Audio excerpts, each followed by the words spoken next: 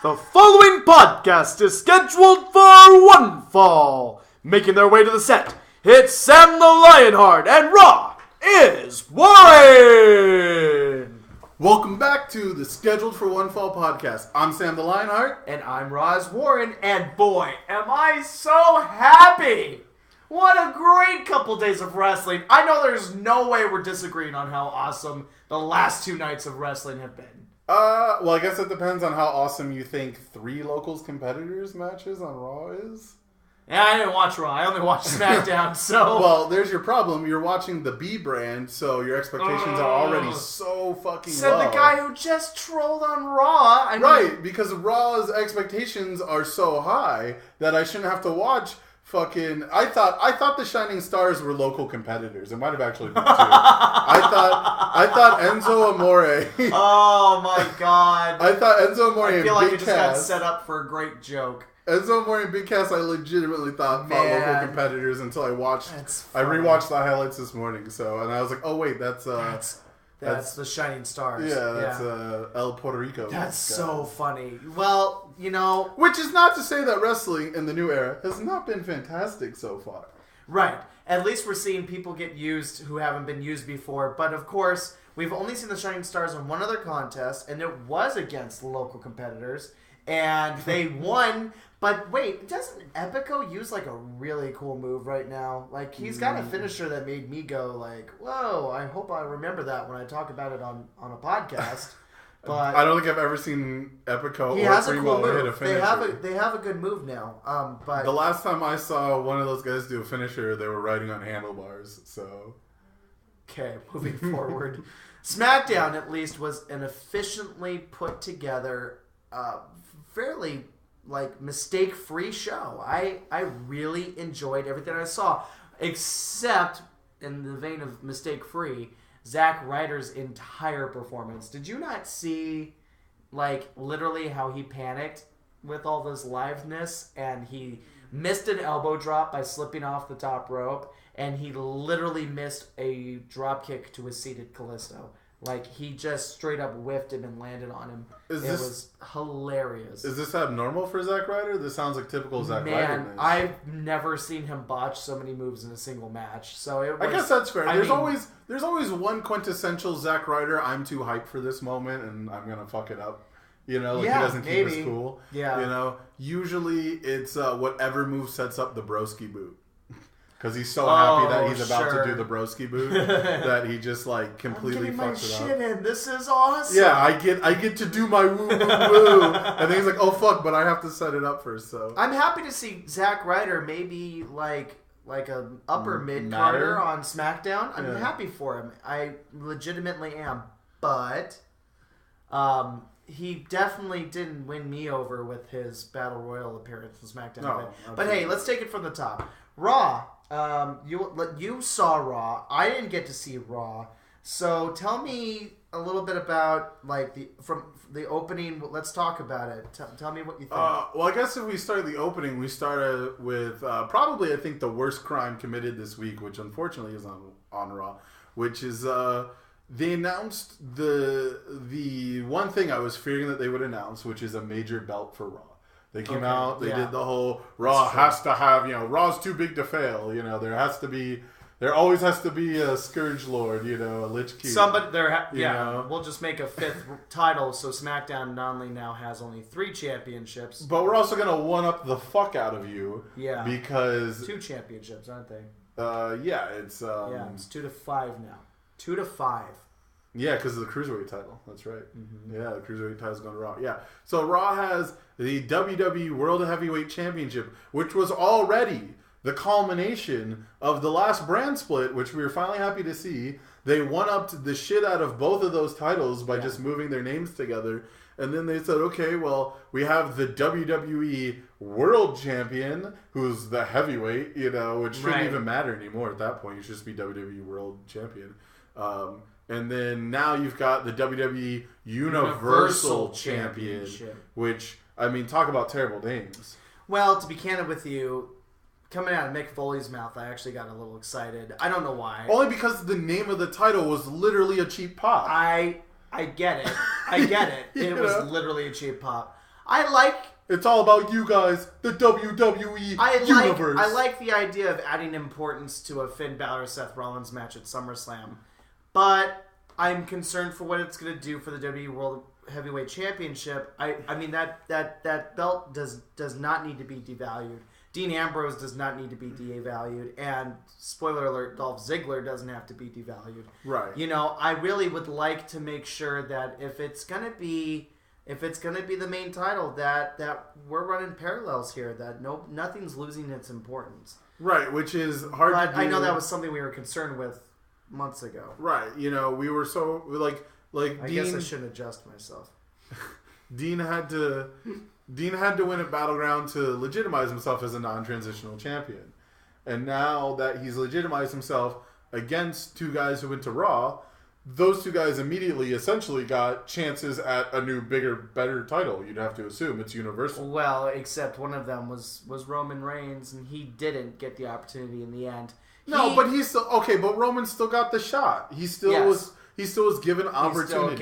Well, of course he was. I mean, what are you going to do? Are you going to put Neville in his spot and have Roman Reigns literally wrestle a piece of toilet paper? I mean, you could just have him not on the show as much. But I mean, he's already served his suspension, right? He's already had his punishment, right? So you know, I'm not saying I'm disagreeing with where Roman is right now. You know, and if anything, this is gonna be what's needed in order to take him off the shit list of the fans. Right. No, I'm not being on the shit list. Not complaining anything that's happening with Roman right now. But my point is that Dean Ambrose beat Seth Rollins and Roman Reigns at Battleground to keep the title, to legitimize himself. Right now, Seth Rollins automatically gets a shot at the title at a new, better, bigger title, and then Roman Reigns also got really close to another shot. You know, so if Seth wins at SummerSlam and becomes Universal Champion, you know, like... What was the point of putting Dean over in the first place? Right, Dean, you know, now all we have to do is say, okay, well, fuck Roman Reigns, let's get the one-on-one match. It was exactly what we were worried about. When the brand extension came, the news of that came, but... That was my biggest fear, if you remember, if you go back and watch the video. It was that we were going to have a second major championship. And I think my biggest fear is that there'd be a second women's championship. Not that SmackDown didn't do a decent job, again, like I said, I'm very pleased about the 2 hours of SmackDown this week. Like, I'm thrilled I have Tuesdays off. Raw could lose an hour. Raw could really use an hour. Hold these motherfuckers accountable for writing a solid show. Yeah. Give it importance. SmackDown felt important from beginning to end. I went to the bathroom during the Natalya and Becky Lynch match and literally wished I could poop faster. Like, I'm not even joking. I really didn't want to miss anything. Yeah, and then, of course, that's exactly when they, you know, kind of had all the women parade out and do that. Yep. I love giving Alexa Bliss the microphone. I was not surprised to hear Carmella get more than a couple, like, who are you, boos? You know? Yeah. She's not nearly as impressive, I think, as a character as Alexa Bliss. And not to mention, Alexa Bliss is so ready for this step, is where I was going with that. She's very ready. She wasn't going to hit the NXT Women's Championship with Asuka and Bayley still down there, but she wrestled Bayley. I don't know if you caught the NXT. I mean, I got caught up on NXT after a couple weeks of being on hiatus and saw her, basically her send-off match in NXT against Bayley. You know, she didn't know it was her send-off match, but dude, she was clean. She stepped up. She's so clean. She stepped up. She's a really good wrestler, and she's figured it out. Carmella, I think, is decent in the ring, but... You know, the gimmick and the whole Ice Princess thing, that was a bit, you know, too sticky. As some people would say. Right, yeah, it was a little too much. And then her being with, you know, Douche and Dawson or whatever it is. Douche and Dawson. Or no, it was... it was Blake and Murphy. Yeah. And those fuckers. Yeah. You know, putting her with them, you know, that sucks. That elevated her, of all things. Yeah, because when she was smart enough to... She outshone them so much. Yeah, when she was smart enough to dump their asses, you know, that's I think it elevated her well before that. You think so? Oh, I think... No, absolutely. She's been gaining steam steadily. Anyway... Yep, out comes Alexa Bliss. Out comes Naomi. Great to know that she's still under contract. Out comes Carmella. Except for the Twitter that's always blowing up from her and Nikki and Paige. The three of them just don't shut up. Why do you follow them on Twitter then? I don't. They pop up on my Bleacher Report. Oh, so it's like, what are you gonna do? I mean, you can't. Yeah. And Sheamus. Sheamus is the diva of professional wrestlers, by the way. All his tweets show up on the Bleacher Report feed.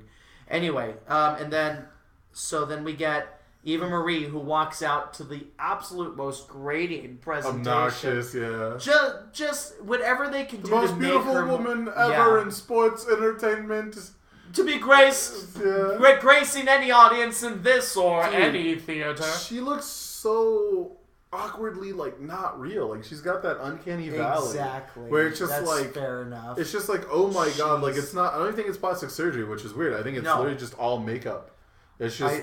makeup and tan. The whole presentation, I mean, Eva Marie, without a doubt, is breathtakingly beautiful. There's no doubt about it. And it's a great character. It's a great character in this case because there's so many people not being that character that she just literally takes... I mean, she will get people to hate her without doing anything. But it also goes back to, like, actually being... wrestling. Oh, of course. She's a terrible wrestler, and that's going to continue to give her tons of heat. Right. What was the whole... Maybe eventually she'll be, able... Go ahead, sorry. It reminds me of the whole Jillian angle where she'd come out and pretend to sing and be terrible at singing and then not have a real wrestling match. I kind of like that gimmick, but then again... But again, it goes back to, but then the wrestling content is a waste of my fucking time. Well, Jillian was not a memorable wrestler. The biggest thing I remember from her run is Boogeyman eating that thing off her face. Oh, yeah, okay. So, back to Raw winning this draft. Yeah, so, winning the draft, I'm inclined to agree. After the first week, I feel like Raw is the home of the people that know they're going to be booked well. SmackDown is the home of the people who the land of opportunity to be booked well. And I don't think that's a bad thing. I still think we're going to be seeing that the quality of show is going to be comparable. Right. You kind of touched on it. Raw has everyone who already has an established identity. Right. Their characters are fleshed out. They don't necessarily have a gimmick, but their characters are very fleshed out, and you don't really expect them to change very much. Mm-hmm. The only characters I can say about that on SmackDown are probably a guy like The Miz, who's basically a fucking heel prop anyway. Very well said. He's a cutout heel prop that you can just stand in the ring, And same with his wife. You're John really, Cena. really rude to The Miz. I am. That's fine. Well, I'll get to The Miz, and I'll stick up for him towards the end. I think because he's actually part of the pivotal moments of SmackDown. Having the best run of his WWE career. Yeah. So, but then you've also got John Cena's, who, John Cena hasn't changed, won't change, John Cena. Randy Orton, who's, true set in his still got wrinkles. He's still got different... The Randy Orton face we're seeing right now is different from the last Randy Orton face. Yes. It's not different from the Randy Orton face 10 years ago.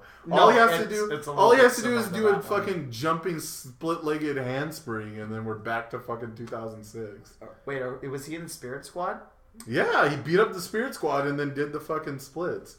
It was so out of character for him that it made news, and he got in trouble. I wasn't there for that. Oh, this was so long ago. Wow. He wasn't even supposed to be he was face. That kind of face don't do that. Wow. So that's interesting. I didn't see that Randy Orton. I don't know. I still say, however, Randy Orton has wrinkles. So you're saying his character is still going to change and grow? I don't know if grow is the word. That's what I'm saying. I'm saying that his character's he's established. He's fleshed out. He's fleshed out. I'll give you that. But other than those three guys, Dolph Ziggler's got to re-identify himself. He's got to reclaim his identity if he wants to, or come up with a new one. Guys like I like it. Baron Corbin. Guys like Baron Corbin. Guys like Baron Corbin and Apollo Crews legitimately got the most airtime in that six-pack challenge, which I'm very happy for them. Those guys should go. That's the correct booking method. Yeah, those guys should get a program because it's power versus pure athleticism in every respect. And Corbin has come such a long way. He did not look out of place this week. Right. In that top six. He didn't look like... He always reminded me... That's what it is. Baron Corbin always reminded me of the fucking kid from the first Mighty Ducks movie who they pick up off the street. Sure. I think his name's Fullman. Yeah, he's the big bully kid who's like, I'm just here so I don't get in trouble. He's like, I'm just here so I don't get thrown in jail. For the sake of agreeing with you, and for the sake of time, I'll agree with you. I never saw Baron Corbin was always just kind of like, I'm here because I'm really big and they want me to beat people up. Like, I don't know if I entirely agree. You look at Corbin and he's got an interesting look for a big guy. He's always thinking. You can see it on his face. He's always like hemming and hawing over what he's about to do. Maybe. Yeah. I think it's the kind of weird thinning that's going on with his hair. That's a little different. Yeah, he's always pointing his eyebrows. He's got amazing tattoos. Huge... That's a little different. He's the first big guy who's come around who's been that inked up in a while.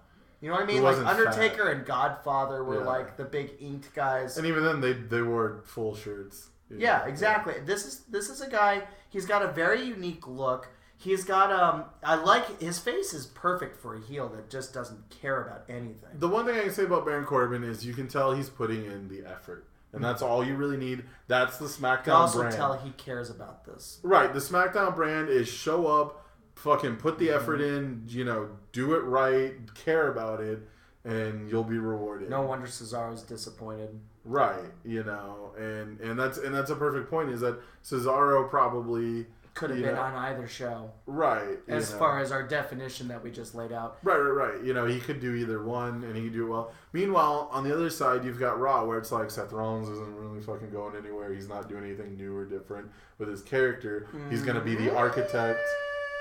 The whole rebuild, reclaim thing, like he's got confidence. That's a start. But the last Seth Rollins you're saying he should change his before character. the injury was. But you're saying he should change his character now. Just a wussy. You're saying he should change his character now. Oh, I think it's tweaked so that he doesn't come across as being a. That's not what I'm asking. Pansy. No, that's not what I said at all. I said his character is established. We now know what the architect know him means. To be the architect. Yeah. Right. We know that he's the man. We know that he's better than everyone else on the roster. Yeah, okay. We're not going to see it this time, and he's not going to run. Right, we're not going to see. Nor was there any J&J security. Right, we're not going to see. Right, we're not going to see Seth Rollins. Come back and be like, I'm the Fireball. Yeah, or something. Yeah, he's not going to come back and be like, now I'm the sadist or the game, or some shit. So you never know. Yeah, same thing with Roman Reigns. They don't want to. Basically, what I'm saying is, guys on Raw are not getting repackaged for a long time. Probably you're not excessively. Yeah, you're not going to see a repackage of Sheamus, or else you would have by now. We're going to get to see a repackage of Jinder Mahal. You're not going to see a repackage of Rusev. You're not going to see a repackage of. You're not even really going to see a repackage of guys like Adrian Neville either. That's a very interesting. Well, and I'd love for Adrian Neville. I mean, they already ditched the cape. Right? Yes, didn't they? That's what I'm saying. Is they from this the point cape forward, and they gave him a beard. Yeah, from this point forward, everyone on Raw, I think, he's gone from being a hobbit to a dwarf. Yeah, and he stole Wade Barrett's facial hair. That's whatever. Yeah. That red arrow looks super clean too. And by the way, Neville looks a lot better with the facial hair. Less weird looking. He looks less like a librarian who works out too much. Yeah. Whenever he'd wear glasses, yes. Whenever he'd wear glasses, I'm always like, I don't want to check out books from that guy. I was happy to see Neville come back, and he looked really kind of. Is it just me or just a little extra aggressive, in coming back? Well, here's the thing about Neville, and this is what's really good with the current, new era booking too for both shows, is Neville came out and said, I'm allowed to dominate this guy.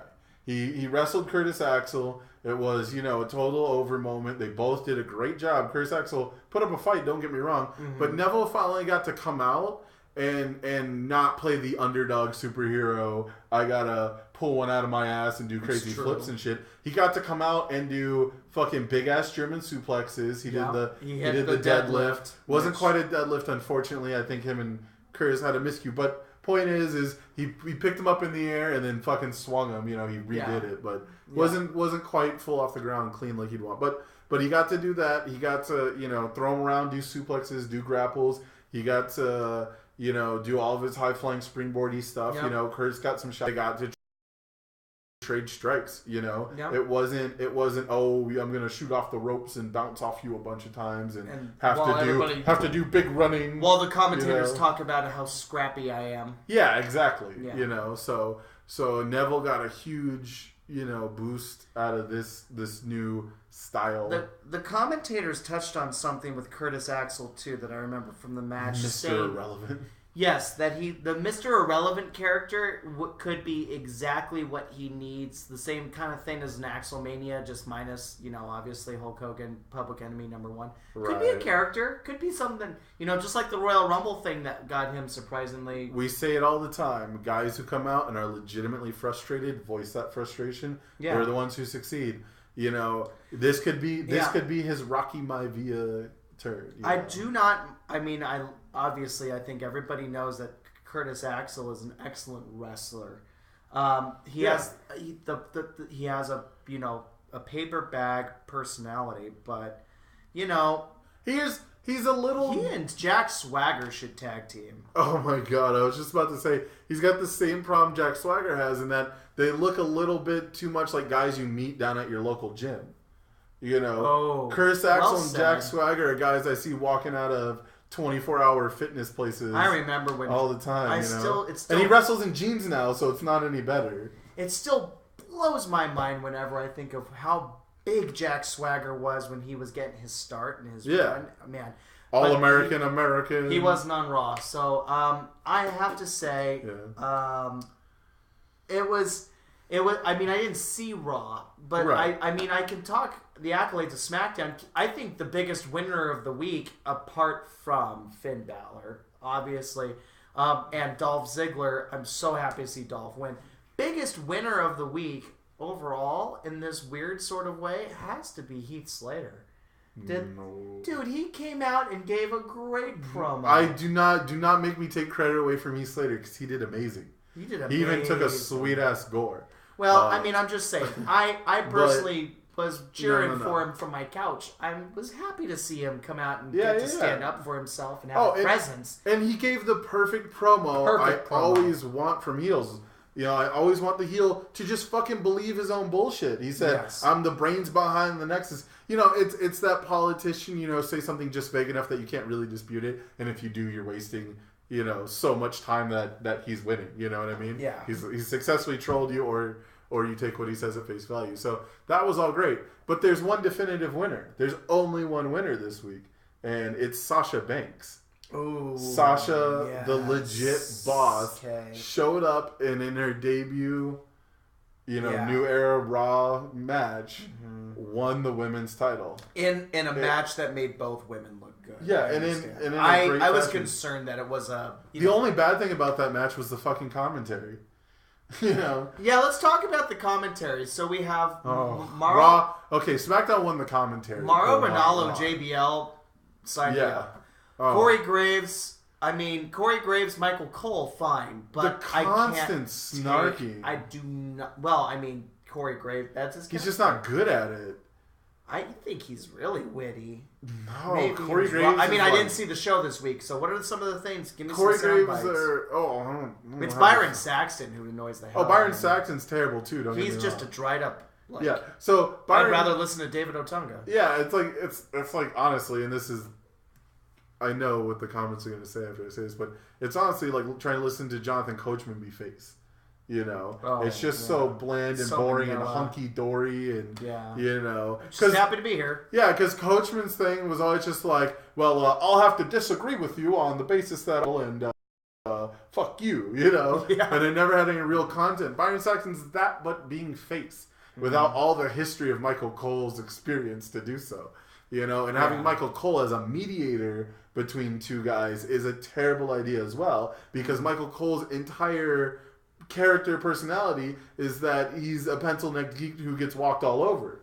So, you put two young guys who are constantly bickering like fucking children with, oh, gee, guys, would you please settle down, Michael Cole in the middle, and you just get terrible commentary, because Corey Graves, to his credit, is going to try and call the moves.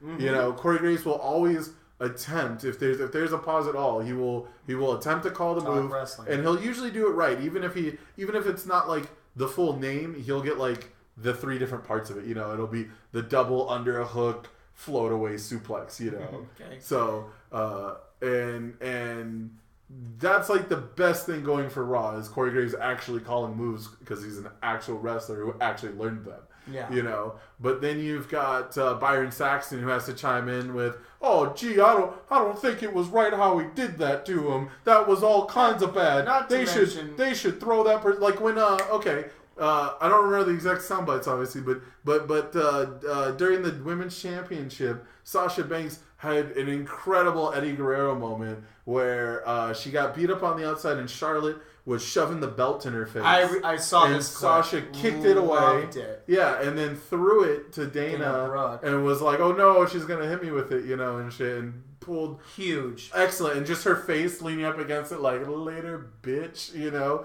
fucking perfect. And then, you know, the whole time Byron's like, "Yeah, get him, yeah, send him out," and Corey's like, "Whoa, this is totally messed up," and they go on about that for like till the finish of the match almost. Right. And you Michael's know, like, they constantly are sniping about whether or not it was right that Dana Brooke got thrown out, you know, and Corey Graves' defense for it is always, you know, the most generic possible. You do what you gotta win when you're in there, you know, and he doesn't even do it from, you know, he doesn't ever want to bring in like a wrestling background to it, and I think it's because his career with WWE and in general is just so short, you know, much shorter than obviously he'd like. Of course. So he doesn't really have the credentials to do that, which is very depressing for a guy that, you know, we all want to like Corey Graves, who, you know, big fan, got to live out his dream, had, you know, an injury that derail him. Yeah, that derail him. You don't wish that on anyone. Yeah. So it feels really bad to get down on him, but he's just constantly picking all the littlest thing. It's like he's staying true to his character. Right, but it's just like when But I know. It's like if you told a little kid, like, "Hey, I need you to play a role in a movie." And he'll adjust. Yeah. You want to talk about a guy who had jitters. This was his first main Raw. Right. No, I'm deal. again not trying to get down on Corey, but he's a Raw commentator. Can you imagine how he feels? I mean, that must Byron suck so Saxton, bad. He'd so much rather be in the ring. That's true. That's the problem. But I mean, like, as far as working that kind of side of it, like, right. But that's the impression I always get from Corey Graves on the analyst desk on NXT. You know, he just I can hear it in his voice. You know, every time he's talking about wrestling, yeah. Every time he talks about wrestling, it's just like, oh man, I know I could do this. Yeah. You know, and it makes me want to go back and try to find some Corey Graves matches. Yeah, I was never treated much, but I mean, I liked his character. Yeah. He was just a thin Baron Corbin. He kind of a little bit, you know, with the tattoos. Well, I don't mean to say Baron Corbin's fat, but you know what I mean, smaller. Right. Frame. Yeah, but yeah, the whole point is that the Raw commentary team just gets shit on completely by Was it Marco or Mauro? Mauro Ranallo, who's another thing that I get to touch on that I got to watch this week that we should watch after this for you because you deserve it is the Cruiserweight Classic. I've been meaning to do that without a doubt. This is one of the coolest feeling things that wrestling has put out in a long time. It's the King of the Ring we all miss. Right. You know what I mean? Unfortunately, I think I'll have to wait almost 2 weeks until I get back from Gen Con. So truly amazing. Yeah. Truly amazing stuff. I do want to watch that. That doesn't mean every match is good. Oh no, you can't expect it to be. But, but thus far they've done an amazing job making you care about at least half the competitors. So seeing certain guys lose, it's like, well, poo. Tonight, Brian Kendrick returned, and they gave him a video package where he's basically being himself, and he's just like, if I fail, if I come up short again, I guess that's my life. Right. Short, and I'm just like, fuck. Well, unfortunately, you've made the mistake of talking about perennial SmackDown superstar returns from back in the day. Oh, the can of worms! Yeah. Worms! Okay. I have been well documented amongst my social circles as the one and only #1 fan of Shelton Benjamin. Besides his mama. I love my memories of Shelton Benjamin from his ladder matches to his technical wrestling to the way he just always did everything so naturally. I'm praying, one of the best springboards in the business. He's the guy who kind of did a lot of the springboard stuff, made it more mainstay. Made it okay for guys like AJ AJ to do it. in a way in the E. Right. So he's one of those quiet innovators, and we all would put him, if you're a real wrestling fan, you'd put him on your top 10 most underrated of all time list. If we get top 10 like Intercontinental champions who didn't get a World Heavyweight Championship, top 5, maybe 3. Yeah. And I think at the time that was him actually holding himself back. He didn't feel like he needed to be in that spotlight. Well, I've heard that before. Yep. I don't know. Never heard it from him. But I respect that. I think that's a challenge that all artists Shelton Benjamin is coming back. He's 41 years old. Holy shit! Yeah, I didn't even realize it's been 10 years. It's been 10 years since he was having his hot run, which means I'm having very limited expectations. That's fair. Personally, but just the fact that WWE wants him back, just the fact that he's going on the show that's going to be the wrestling show, as far as rep is concerned, and just because they gave him a video package, which I don't know if they ever did, except for maybe when he was coming as the gold standard, and they're like, well, we're rebranding you, so we got to figure this out. Do something. I'm really grateful. And they of course only talked about Vanilla Shelton, not any of the other stuff. Only the Team Angle stuff. Well, yeah, we're not going to touch the Mama stuff. So I'm really very excited. And a premature welcome back. If we get a Shelton Benjamin half as well defined in the ring as the one that left and never lived up to his potential. But now it's all the experience. Yeah, I mean, I'm already salivating at the way he's going to help make guys like Apollo Crews look amazing. I'm already thinking the relationship he may cultivate with American Alpha. Oh, yeah. And this weird, Lal, who's the mentor. Yeah. You don't need Kurt Angle. Who's the new world's greatest tag team, yeah. Correct. I can already think about the way he's going to work with guys like Baron Corbin to elevate them. Yeah. And I already think about, at least once, I would hope, a dream match between him and AJ. I would love to watch it. I'm sure it would be great. The phenomenal forearm versus literally all of Shelton's springboard repertoire that he detailed throughout Ring of Honor. Because I managed to actually watch some of them on TV late nights on Ring of Honor and stuff. I've gone out of my way too. Yeah, guy's been just solid performer. Kind of definitely a guy you didn't know you missed till he was gone. Once those Money in the Bank matches roll around and you're just like, fuck, dude, where's the Shelton? They kind of had a little run where they replaced them with Hardy Boys for a minute. Like Jeff and Matt came back and they got them to do that shit for a minute. But but then Shelton could get up and then actually wrestle you. Shelton Benjamin could do everything in the ring. Yeah. And again, if we get half of that. Yeah, oh God, definitely. Dolphin Shelton in this era is going to say so sexy. My dream match is Dolph versus Shelton. Oh man, yeah. That's all I want from SmackDown. I mean, let's think about this.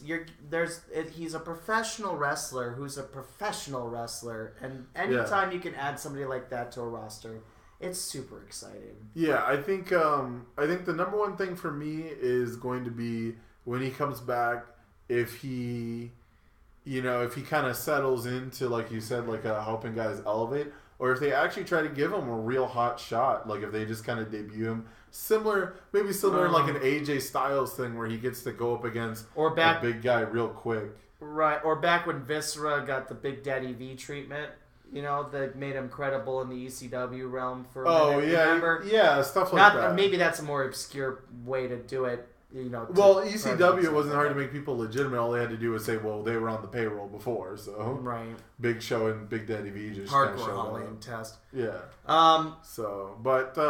If I just wonder because I think I'm buying into Shelton debuts and get shots for the number one contendership. I would be really excited if that's the kind of potential that they're playing with. He has a one match back versus a guy like an AJ Styles. Proves himself worthy. With that, please. Yeah, he proves himself worthy by. Let's just get that out of the way. I just want to watch that match. Actually, I just had a weird. Okay, so fatal 4-way for the number one contendership: Shelton Benjamin, AJ Styles, Bray Wyatt, Dolph Ziggler. I would replace Bray with Alberto, honestly, as far as technical Alberto's wrestling on a different show. No, That's Alberto's the on. saddest thing. Alberto is a SmackDown superstar. Oh, I saw that he was drafted to Raw, and I was like, oh man, Raw might actually lose this draft. Oh, that only helps Raw's roster out even more. You're right. So. Well, man. See, but no, I like Bray because he has that mix of power that you really need. Well, sure. You know, he's got that down to earth, like I'm gonna lay, clotheslines out. Either way, I just get this awesome vision of Bray about to like Sister Abigail somebody, and just like the AJ Styles phenomenal form, and like a Shelton Benjamin flying elbow. Yes. Just like the two guys. Like literally the battleground poster. Yeah, exactly. Is real. Just fucking them just flying. I was bummed. I wonder if I had it in my head that Bray should have won that match. I did too champion. Until I noticed that he has like AC/DC patches on his fucking jacket, and I realized he's just every stoner Megadeth fan I went to. Oh my god! Like complete down to the dreads. Oh my god! Like from the pants to the jacket to the patches, specifically on the jacket, to the fact that it's like a packet. It's a jacket with patches. But it's also a hoodie. With patches, but with a hoodie. But it's a hoodie. So it's like the most, like that was grungy, grimy kid. Yeah, like thing. High school kid thing, Wow, to me. That's such an interesting point. I kind of like the way that he's changed his look up a little bit. It's not bad. It's just funny. My question is if Dean's getting Dolph and Cena's probably getting more AJ, because what else? What is Bray going to do at SummerSlam? I feel like I think Cena actually gets Baron Corbin in a weird way. Okay. I think seeing what Baron Corbin can do with a John Cena type would be very interesting. That would be very important. Because watching Baron Corbin have the confidence to throw around the face of the company, and watching John Cena try to sell big. I think they already didn't early on in Baron's run. He'd walk in and challenge John Cena, and they put on a decent match. I feel like that's a thing during the U.S. title open thing. No, definitely after he got called up just a few months ago. I feel like I'll look into it because I think it'd be very interesting. Just their two styles, just the styles that they have. But I'd have to look into that. It'd have to be the longest match Baron Corbin had to date. Okay. Back then, back when he was the 9-second wonder. Yeah, I'm grateful to see Baron Corbin and Apollo Crews be among those who really benefited from this week. I enjoyed seeing Heath Slater do something. And Rhino's inclusion is weird to me. I'm the verdict is as out as it can fucking be when it comes to it. Like, I don't dislike Rhino for any tangible reason, except that I feel like the only reason why he's still on television is because people cheer for his ECW-ness. Right. No, that's fair. I mean, it's kind of like towards the end of Ric Flair's career, you came out, you wooed, you waited for the figure four, you popped for the figure four. Right. You popped for a gore. Which is why I was so sad, because Rhino is and was, I believe he still is, a surprisingly technical wrestler. Yes. Rhino will get down and headlock you and roll around on the ground and fucking hammerlock and certainly was. Yeah. Don't know exactly. Right now he's literally a barrel with legs. Like, yeah. Well, he's always had the chest. Right. He's towards huge. The end of his TNA stuff, he's really just a guy who'd show up, hang out with other people, and gore you. Kevin Nash did it for like 6 years before him. He hung out with people, powerbombed people, didn't actually wrestle. Rhino filled that role for a while, just being like a big thug enforcer, a heater, if you will. Right. Whether he was face or heel, regardless, that's just the way he did. He showed up, gored, and left. And then NXT had some matches, and the matches were pretty good, but they weren't like long, drawn out, great, epic matches or anything. And now I'm kind of worried that he's just going to be a spectacle. He's going to be a spectacle match. Interesting. Or he's just going to be used to elevate guys off of his ECW. I don't know if there's really any spectacle to seeing Rhino wrestle right now. I mean... Right, it's just the gore. That's what I'm saying. Right. Well, you just want him to show up and gore people. Everybody else does. You know what I mean? At this point, yeah, but Rhino still somehow does it better than anyone. I like his better than there's a certain level... Well, people just flop for it. Instead of like, whoa, I'm off my feet. They just like. Well, the important part was Rhino always got his ankles above his head.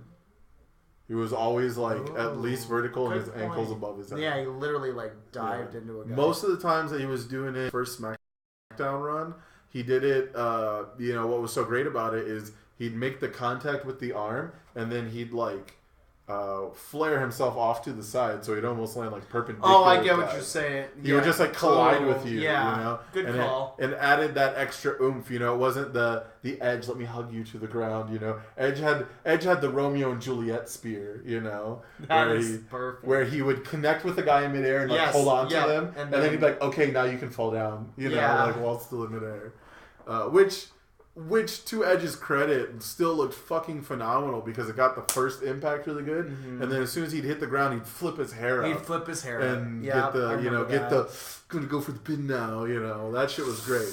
But as far as the actual spear goes, most of the time it was one of the worst spears. Interesting. You know, it had all the thematics, it had all the theatrics, it had all the dramatics, but it just lacked, you know, that the crunch. You know, it lacks crunch. I guess I understand. Yeah, it lacks the actual feeling of impact, which Rhino has always been able to have. All Rhino. And Goldberg, you know, apart from him. Goldberg with the jackhammer. It's just the fact that he snapped it down so fast. Gosh, the Fatal 4-Way we never got. Edge, Rhino, Goldberg, Roman Reigns. Spears. It's everybody sparing everybody. Yeah. Well, one thing I will say, I remember this past week, I was thinking Cesaro may have talked himself into a pile of crap. I sincerely hope that his loss in the Fatal 4-Way is no indicator of that. I don't think it is. But what bums me out is now we're a year removed from a SummerSlam where Cesaro and Kevin Owens faced off for the first time, and we were like, oh, these two up-and-comers, let's do it! Yeah. Well, now I feel like it's a year later, and just moved and both of them have not gone anywhere, Yeah, Kevin Owens has had more spikes. Well, Kevin Owens has remained on the tip of everyone's tongue up until, you know... In a major way. Yeah, up until, you know, as much as Money in the Bank. Everyone I knew had him as their Money in the Bank pick. A lot of people picked him for the Rumble, you know, and it's almost like it's, you know, shooting himself in the foot to be so popular regardless.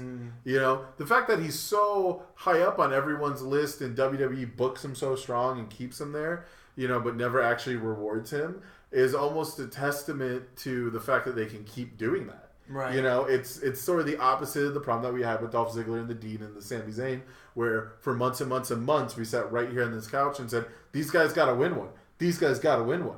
This has to be the one they win. We're tired of seeing them lose. They have to win finally. Yeah. And, you know, and Dean Ambrose has that whole year too, starting back at, I think, Survivor Series last year instead. Right. You know, when he had chances to become number one contenders and fight for the belts, and then was one of the last guys in the Rumble, and then, you know, throughout all that shit. So the problem is that Kevin Owens has still stayed way more relevant than Cesaro, hasn't really suffered from any of these losses, and I can't remember sitting here and saying Kevin Owens needs to win this one. I don't remember either of us sitting here and saying, man, I can't wait for Kevin Owens to actually win one. Right. Guy got a title belt. You know, he got a title belt out of his stay, you know, and everything. And it was one of the best Intercontinental Champions ever. He's watching him take naps with the belt, you know, in the backstage while guys so coming funny. up doing interviews. Yeah. Great stuff. And there's a part of me that... He'll keep himself relevant. There's a part of me that wonders if maybe that's part of the fact that he's kind of a family man, you know, and he's got young kids and he doesn't necessarily want the full schedule of being the world champion just yet. Ooh, interesting. You know, I know his family travels with him quite a lot. Son's a huge fan, loves me and John Cena. Did up, down. You know, his son's cool, little Owen. He's a cool kid, and everyone loves seeing him. He's a fan favorite, you know. But I wonder if he doesn't still, you know, say to himself, you know, well, Owen's got school, he's got to learn, he's got to have quality time with his dad. Well said. We can't make it all, you know. He probably, like, not to call anyone out, but there's like some second, third, fourth generation superstars who might be kind of fucked up because their parents were big name guys.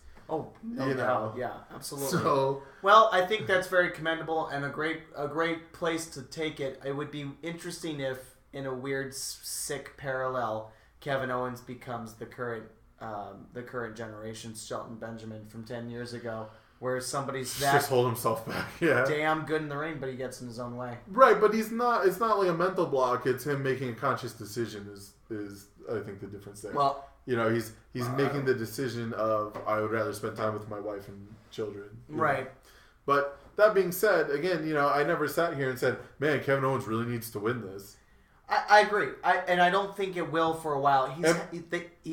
Cena put him over first night there. You know what I mean? And we all have. I mean, he's constantly part of NXT and pay-per-view packages, and not to mention anybody who has as good a rivalry in their back pocket as the one he shares with Zayn.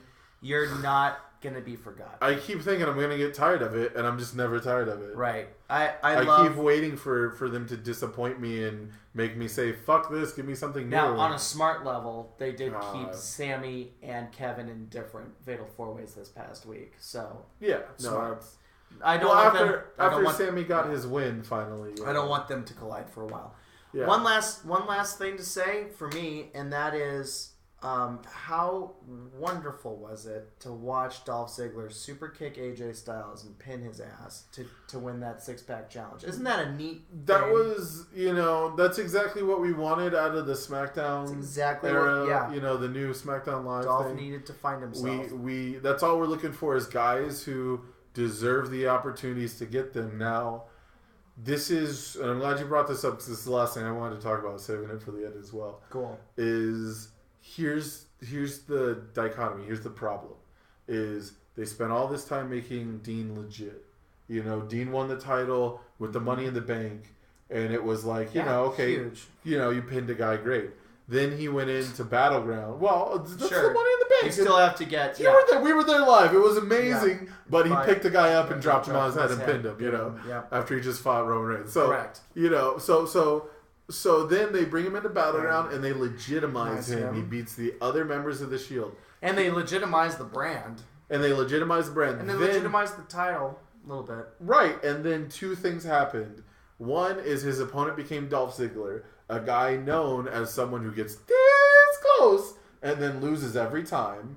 So if Dean beats him, that's not that big of a rub for Dean. It's, oh, look, Dolph lost again. We just talked about guys who we talk about, this guy needs a win, this guy needs a win, this guy needs a win. Right. He's right there. And then the other thing is they debuted the WWE Universal Championship. Right. Thus, in some way, at the very least, some way devaluing the World Heavyweight Championship by its loss of uniqueness, by its loss of Dean's not the guy. Prestige, yeah.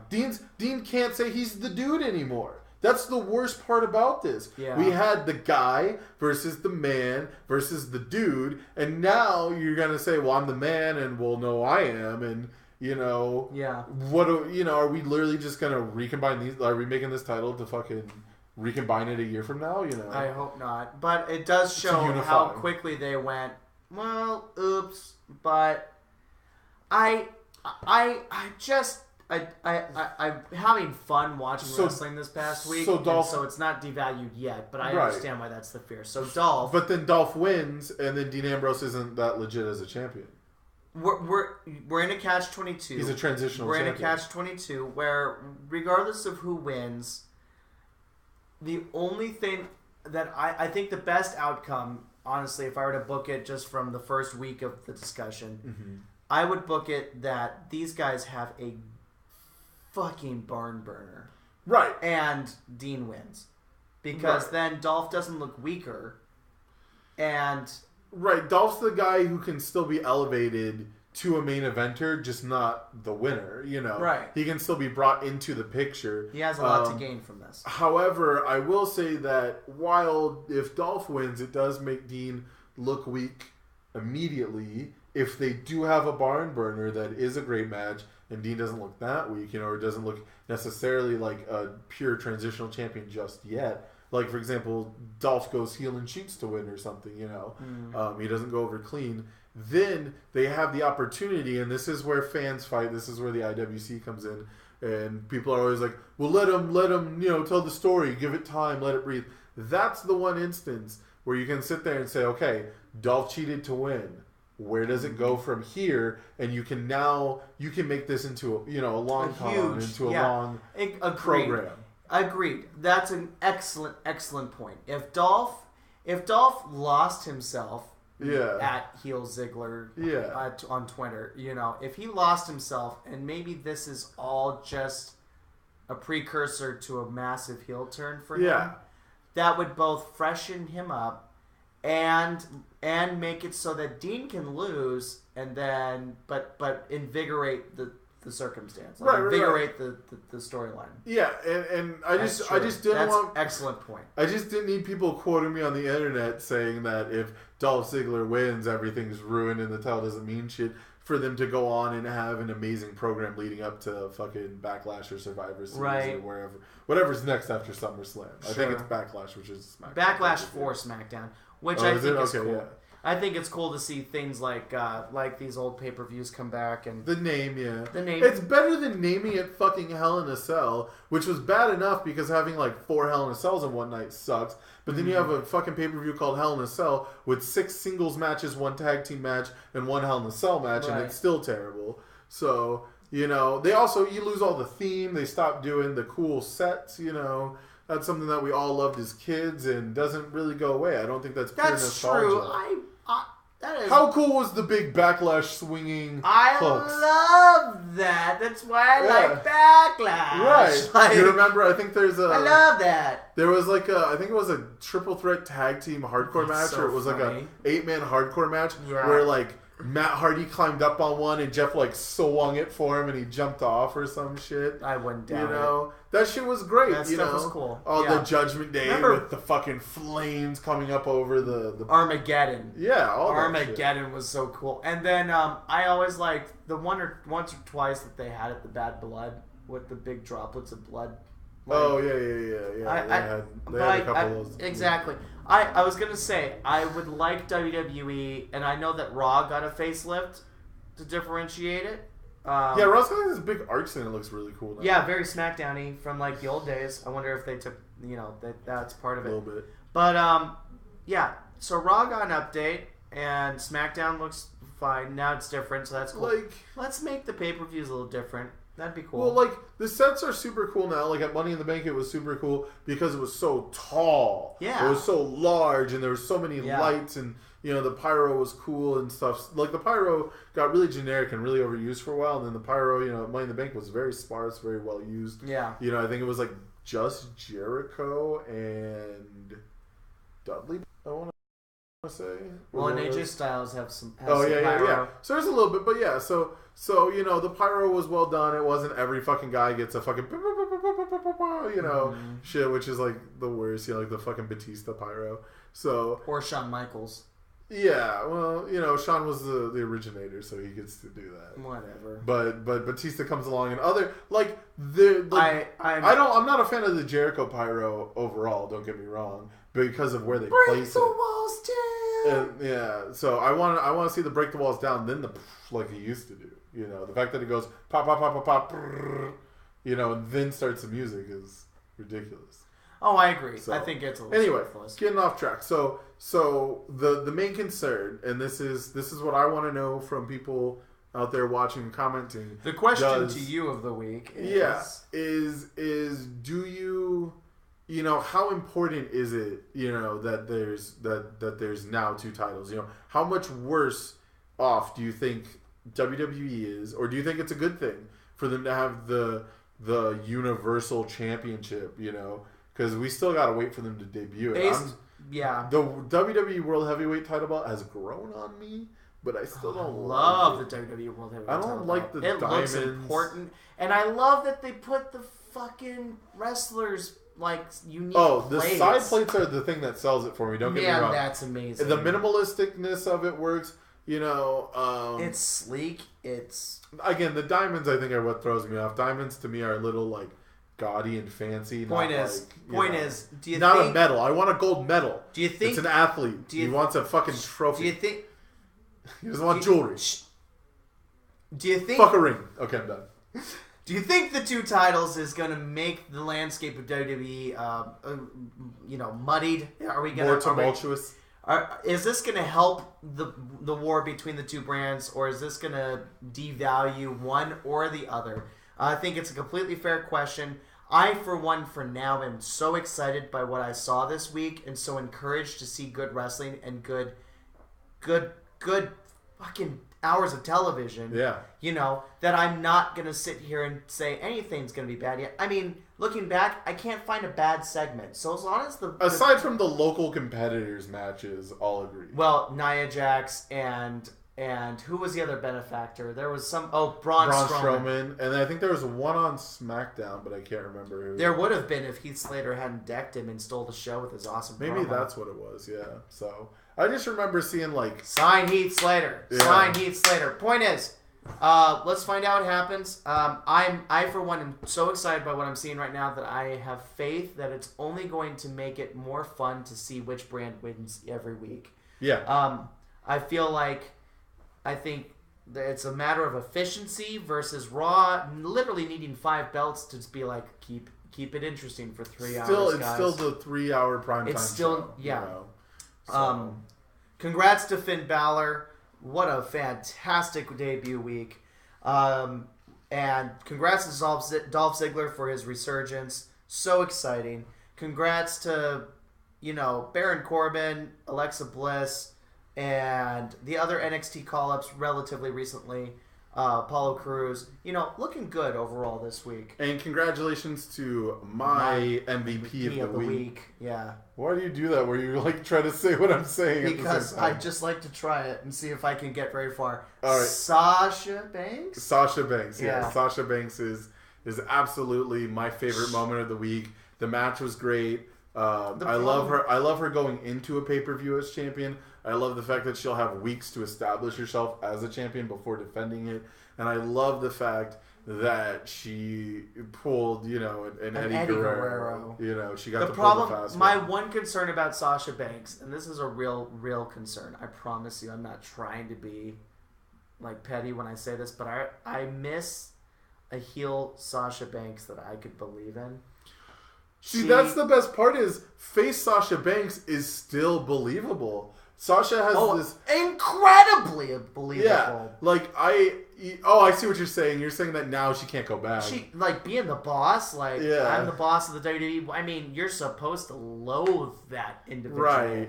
Yeah, And I've seen too much up, up, down, down, and backstage segments where Yeah. she's just so likable as a person, and beautiful, and she sweet, loves the wrestling business. and She's, yeah. passionate. Yeah, I mean, I don't know if I'll ever dislike her again. After the Iron Woman match, I think you're right. I think after that, It's it was so just crazy. It was just no. Not to mention every chance they can to get some pathos out of the match. She's crying because she's just so caught up in her own performance. Yeah. Yeah.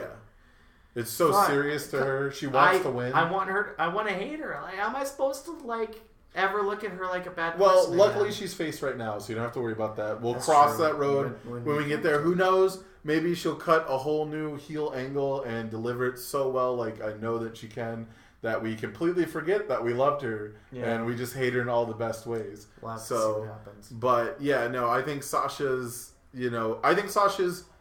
the superstar to watch. I think she's got actually the most, Momentum. the most tangibility about her right now because Seth and Finn are set up to wrestle for a belt that we don't even know exists yet technically. It's only been announced. We don't know what it's like. We don't know what its prestige or its legacy is even going to be. Yeah. We've got Dean fighting against Ziggler, and we just talked about their problems. Meanwhile, we've got Sasha Banks versus Charlotte for the rematch. You'd have to assume, she's going to get a rematch. You'd have to assume. And that program is a proven winner. That match is going to be awesome. Yeah. You have no reason to doubt it. You have no reason to doubt Sasha as a champion because she had an excellent NXT women's run. And so right now, because I think that she deserves it more, the most, at least as much as Dean deserves his title, as much as Seth or Finn deserve the new one, she deserves it. She's worthy. And it was, it was just an awesome match. It's just, it feels right. It feels so right. You should go watch it. It feels so right. Just you have to ignore Michael Cole fucking up the finish. Michael Cole calling the finish. Yeah, gotcha. Whatever. It'll be fun. It's not a blue. It's the traditional blue thunder bomb. Yes, which was clearly a modified Michinoku driver. You turd. Yeah. Anyway, getting off that. Now we hit him with the traditional one, the real one. Anyway, we're everything's a Falcon Arrow in this house. Yeah. So we are going to sign off for this week. A couple things to address. We might have a special co-host next week. Not sure if we're just going to forego filming. I don't really want to. Yeah, I'm going to be out of town. It's my fault. I volunteered for a company at Gen Con, so I'm going to be out of town for like the next 10 days. Okay. So, well, you know, and this is being pre-filmed. This will probably still be uploaded Sunday. This should be your regularly scheduled time.